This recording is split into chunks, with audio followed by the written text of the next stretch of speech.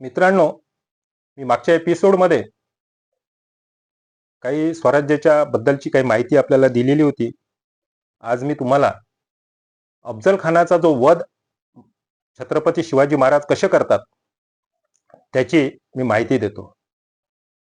त्यापूर्वीला हा अफजल खान कसा आला? हा अफजल खान जो होता हा आदिलशाहीचा एक सेनापती होता. आणि ज्या वेळेला त्या आदिलशाहीमध्ये आदिलशाह मरण पावल्यानंतर त्याची बेगम राज्यकारभारावर होती.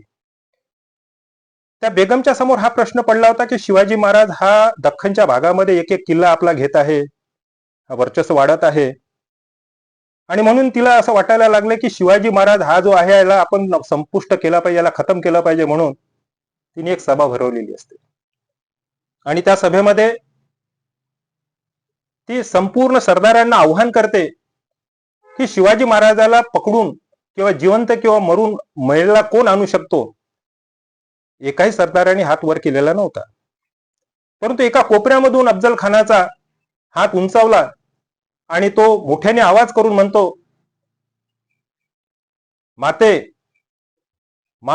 मी त्याला पकडून आणतो. तो शिवाजी काय आहेत, मी अनेक प्रकारचे युद्ध जिंकलेले आहेत आणि मी आदिलशाहीमध्ये अनेक प्रकारचे युद्ध आपल्या समोर जिंकलेले आहेत, आपण पाहिलेले आहेत. शिवाजी महाराज माझ्याजवळ काहीच समोर नाही आहेत. तो जवळपास 50,000ची फौज घेऊन शिवाजी महाराजाला पकडण्यासाठी दख्खनच्या भागामध्ये येतो. आता शिवाजी महाराजांचं ते एक प्रकारचं पहिलंच युद्ध म्हणावं लागेल, कारण शिवाजी महाराजांचं वय जे आहे ते वय जवळपास 22 वर्षाचं असावं. कारण 1657 मध्ये संभाजी महाराजांचा जन्म होतो आणि संभाजी महाराज 2 वर्षाचे असतात त्यावेळेला सईबाईचा मृत्यू होतो. मृत्यूच्या वेळेला शिवाजी महाराज त्या सईबाईला भेटू शकत नाही. बरोबर, याचं कारण असं असते की हा अफजल खान राक्षस हा स्वराज्याच्या सीमेवर पोहोचलेला असतो. हा प्रतापगडाच्या पायथ्याशी यांनी वेटोळकवून बसलेला असतो आणि याच वेळेला सईबाईची तब्येत बिघडलेली असते, ती आजारी असते आणि याच अफजल खानाच्या लढाईच्या याच्यामध्ये या ठिकाणी सईबाईचा मृत्यू होतो. त्यावेळेला संभाजी शिवाजी महाराजांचा ज्येष्ठ पुत्र, याचं वय अवघं 2 वर्षाचं असते. मित्रांनो, हा अफजल खान मोठ्या त्वेषामध्ये येतो आणि तो आपल्या स्वतःच्या तोऱ्यामध्ये असा असतो की शिवाजी महाराज माझ्या समोर फार चिव्वा आहेत, मी केव्हाही त्याचा नायनाट करू शकतो. परंतु शिवाजी महाराजांचा जो गनिमी कावा आहे, शिवाजी महाराज जे डोक्याने उपयोग करत होते ते कोणालाच माहिती नव्हता. शिवाजी महाराजांनी पाहलं, जिजाबाईंनी प्रेरणा तयार केली शिवाजी महाराजांच्या मनामध्ये, अरे शिवा हाच तो आहे, हाच तो राक्षस आहे की तुझ्या मोठ्या भावाचा संभाजीचा यांनी वध केला कपटाने, याचा बदला तू या ठिकाणी घे. शिवाजी महाराजांच्या मनामध्ये ज्वाला तयार झाली. शिवाजी महाराजांनी काही मोजके मावळे, आता त्यावेळेला शिवाजी महाराजांचा सुरुवात होती शून्यातून विश्व निर्माण करण्याची, त्यामुळे शिवाजी महाराजांजवळ मावळे म्हटलं तर 500-600च्या जवळपास असाल. परंतु स्वतःचे ते जे मावळे होते गोरगरीब, हे इतके एकनिष्ठ होते की शिवाजी महाराजांच्या जीवाला जीव देणारे होते. प्रतापगडाला भेट ठरली. शिवाजी महाराजांनी आधी अफजल खानाला सांगितलं, अफजल खानाच्या वकिलाला. आता अफजल खानाचा वकील म्हणजे कोण? अफजल खानाचा वकील कृष्णाजी भास्कर कुलकर्णी. कृष्णाजी भास्कर कुलकर्णी हा अफजल खानाकडून शिवाजी महाराजाला सांगायला येतो, अहो शिवाजी, हे काय तुम्ही घेऊन बसलेत, हे छोटस स्वराज्य ही कल्पनाही करू नका. तुम्ही आदिलशाहीमध्ये येऊन जा, तुम्हाला आम्ही सरदार बनवतो. शिवाजी महाराज म्हणतात, तू हिंदू आहे, तू धर्माचा ठेकेदार स्वतःला समजतो.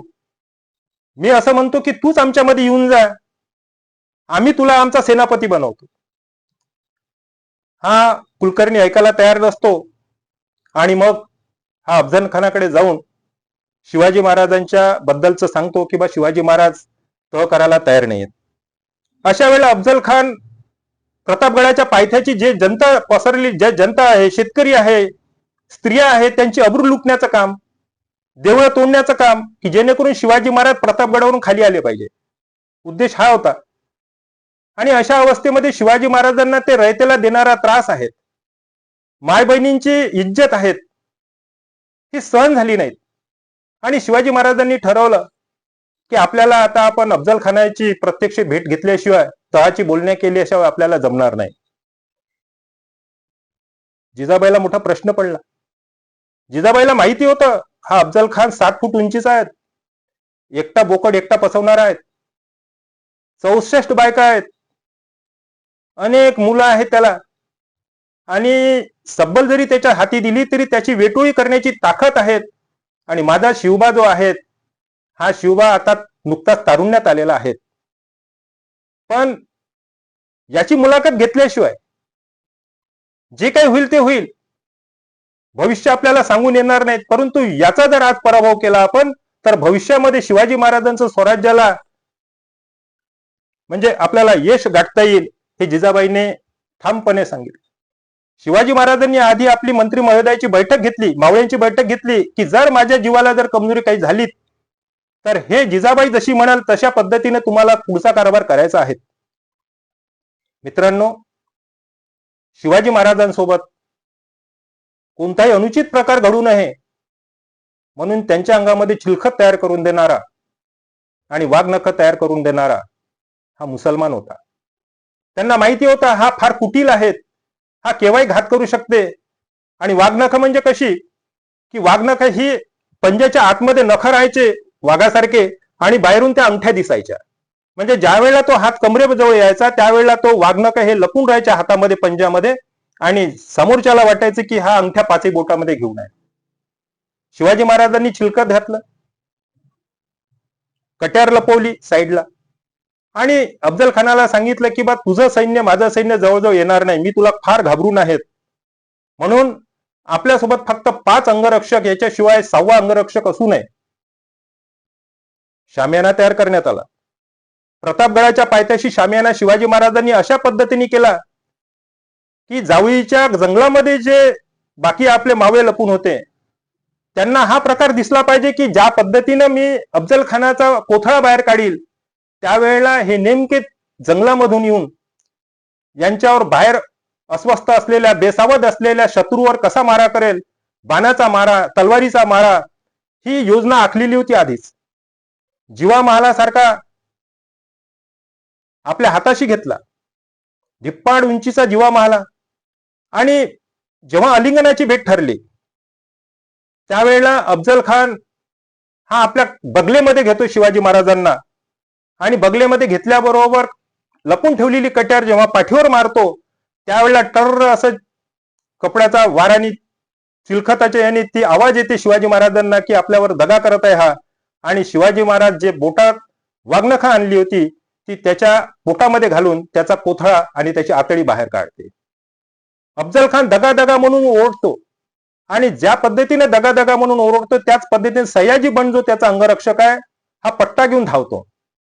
आता पट्टा घेऊन धावल्याच्या नंतर प्रत्येक जण एकेका शस्त्रामध्ये निपुण असतो.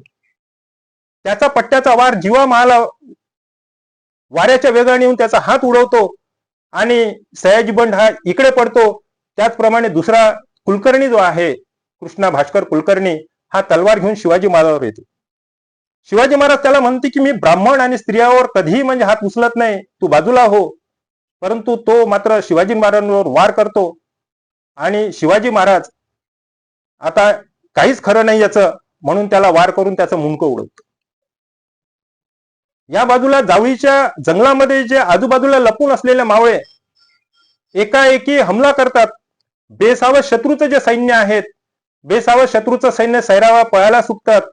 आणि या पहिल्या युद्धामध्ये शिवाजी महाराजांना इतकी संपत्ती, शस्त्र, हत्ती, घोडे जमा होतात की स्वराज्यासाठी, स्वराज्याच्या निर्मितीसाठी ते एक प्रकारची बक्षिसी मिळालेली असते.